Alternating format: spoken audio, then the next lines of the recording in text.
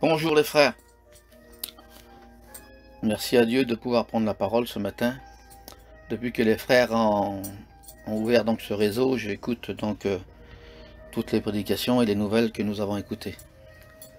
Merci à Dieu pour cette communion de loin, c'est le cas de le dire. Je suis dans les Pyrénées à Tarbes, loin du corps mais présent d'esprit. Je crois tout en étant aussi loin, on n'a jamais été aussi unis. C'est l'importance et le but peut-être, à travers tout ce que nous passons, c'est de connaître ou de reconnaître que nous avons besoin de communion fraternelle. Alors je bénis Dieu. Je voudrais non pas vous parler de ce que l'on vit, c'est-à-dire de ce confinement, mais en quelques mots simples, je voudrais vous parler de l'après-confinement. Et puis j'ai intitulé mon petit message « Un choix, une conséquence ». Parce que pour ma part, j'ai donc pris des choix qui auront aussi des conséquences, j'en suis convaincu. Ma prise de conscience m'a permis à faire des choix. Et je voudrais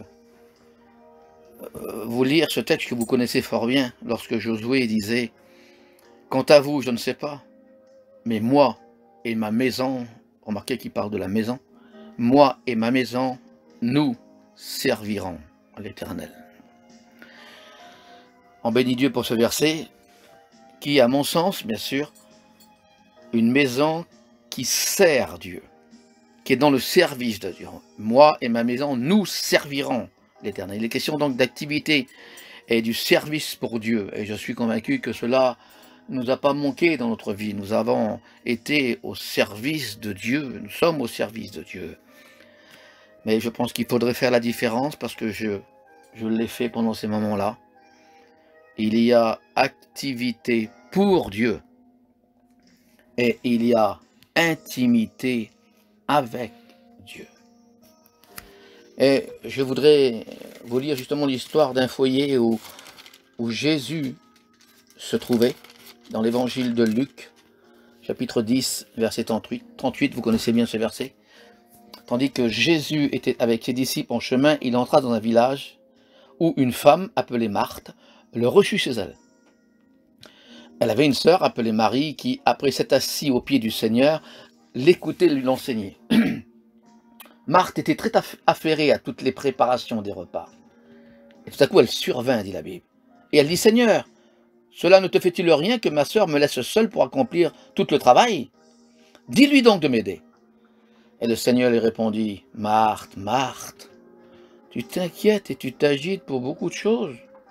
Une seule chose est nécessaire. Marie a choisi la bonne part. Marthe et Marie avaient invité Jésus à venir chez eux. Ça reste tout de même un privilège d'avoir Jésus chez nous. Rappelez-vous ce que le Seigneur a dit à un moment donné à un homme. Il faut que je demeure chez toi. Comme ça l'est pour chez nous. Parce que Jésus, dans la parole de Dieu, est appelé tout de même le prince de la paix. Et quand il entrait dans un foyer, automatiquement, il répandait la paix. Jésus est appelé dans Luc chapitre 2 et verset 10, le sujet de joie. Ça veut dire que quand il rentrait dans un foyer où la joie n'était pas, il répandait la joie par sa personne. Alléluia. Jésus a toujours vu et vécu et parlé d'unité.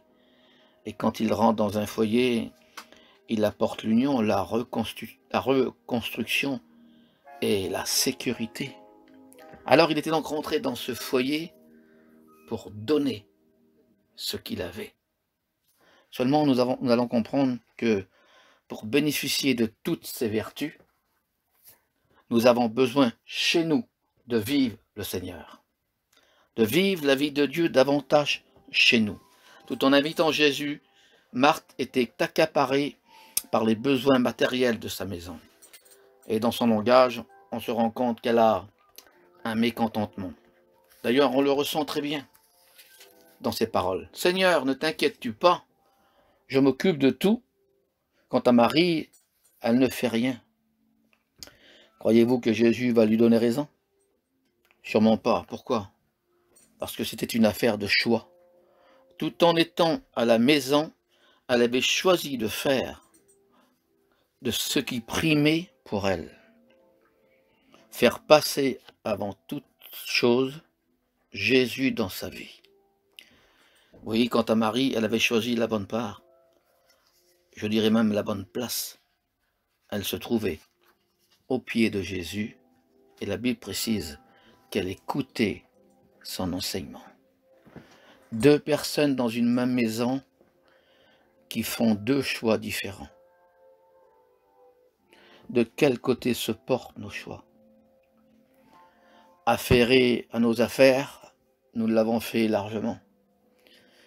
Mais dans ces moments de confinement, apprendre aussi à avoir cette intimité du Seigneur et à faire ce choix que Marie a fait. Être au pied de Jésus. Le choix de Marthe l'a rendue agitée, provocatrice. C'était le choix de Marthe. Le choix de Marie était au pied de Jésus. C'était en fin de compte l'une des façons d'aimer et de contempler Jésus. Marthe avait choisi autre chose. Marie nous donne une bonne idée d'aimer Jésus en prenant du temps à ses pieds. Alléluia. Remarquez aussi qu'elle était à ses pieds pour se taire. Elle ne disait pas un mot, la Bible précise, elle l'entendait l'enseigner. Nous avons eu beaucoup de temps pour nous tenir debout et faire, ou peut-être nous battre dans des questions. Frère Payoum nous l'a rappelé l'autre jour. Remarquez qu'elle se bat avec ses questions avec Jésus à ce moment-là. Ne t'inquiètes-tu pas. C'est son attitude, c'est ce qu'elle vit. Mais aujourd'hui, je pense que nous devons avoir l'attitude de Marie. Elle se trouvait à genoux pour l'écouter. Elle se trouvait à genoux pour vivre l'intimité avec lui. Je suis convaincu que tous les deux aimaient Jésus, mais peut-être pas de la même façon. Marthe aimait Jésus en faisant, Marie aimait Jésus en étant. Et c'est toujours l'intimité qui donnera de la valeur à l'activité, et non le contraire. Marthe dit, « Seigneur, ne t'inquiètes-tu pas? Cela ne te fit-il rien ?» Et Jésus lui dit, « Marthe, Marthe, par deux fois, tu t'agites pour peu de choses. Une seule chose est nécessaire. Marie a choisi la bonne part. » Autrement dit, laissez-moi paraphraser ça. Marthe, Marthe, comment veux-tu que je m'inquiète de quelqu'un qui est à mes pieds? Et je crois que le meilleur endroit où nous puissions être maintenant et vivre, c'est d'être au pied de Jésus pour vivre la vie de Jésus. Alors il faut être convaincu qu'il y aura des choix de conséquences. Si nos choix sont positifs pour Dieu, ça ne veut pas dire que ce sera facile dans les mois qui vont venir, mais ce sera toujours les bons choix. Mauvais choix de Marthe, irritation, agitation, pas tranquille. Bon choix de Marie, calme, tranquille, connaissant le chemin à suivre, plus que la Bible dit, elle l'écoutait l'enseigner. Elle ne risquait pas de se tromper. Mes frères, j'ai pris conscience qu'il faut que nous passions plus de temps à genoux pour nous approcher non seulement plus de notre foyer, mais aussi plus des uns des autres et avoir cette attitude que Marie avait, attitude de bénédiction. N'est-ce pas un choix? Deutéronome chapitre 30 et verset 19. J'ai mis devant toi la vie et la mort. J'ai mis devant toi la bénédiction et la malédiction. Choisis la vie afin que tu vives, dit la Bible, toi et ta famille. Le Seigneur ne nous a jamais imposé quelque chose. C'est notre libre choix de faire ou de ne pas faire. Et je parle donc pour l'après-confinement. J'ai fait des choix avec Dieu que j'honorerai.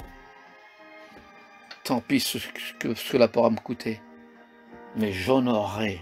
Oh, ce ne sont pas de grandes choses, ce sont des petits détails qui concernent que ma vie, mais que j'ai besoin de faire avec le Seigneur. Alors que notre choix soit celui de Marie, de nous trouver au pied de Jésus, parce qu'un bon choix sera toujours source de paix.